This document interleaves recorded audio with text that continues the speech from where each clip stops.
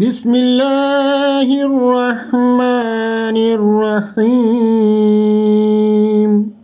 أعوذ بالله من الشيطان الرجيم.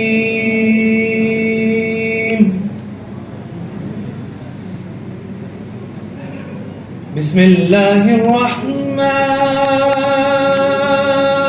الرحيم.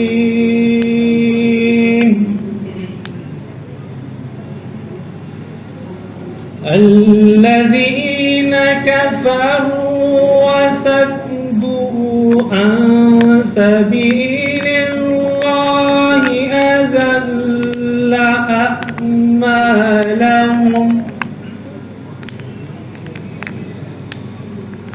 والذين آمنوا وعملوا الصالحات وآمنوا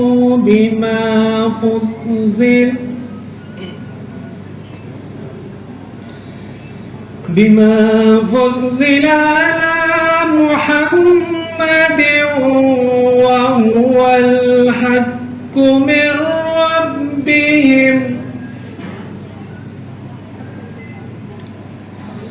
كفر عنهم سيئاتهم وأصلح بالهم ذلك بأن الذين كفروا واتبعوا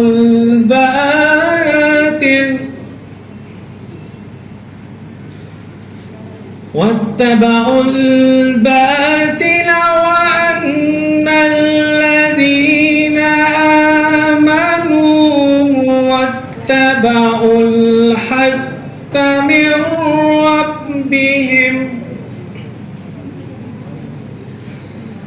كذلك يضرب الله للناس أمثالهم. अब इन आयात करीमा का उर्दू तर्जमा बयान फरमुदा हज़रत खलीफातुल मसीह राबे पेश खिदमत है। अल्लाह के नाम के साथ जो बेइंतहा रहम करने वाला, बिन मांगे देने वाला और बार बार रहम करने वाला है। वो लोग जिन्होंने कुफर किया और अल्लाह की राह से रोका, इसने इनके अमाल ज़ाया कर दिए।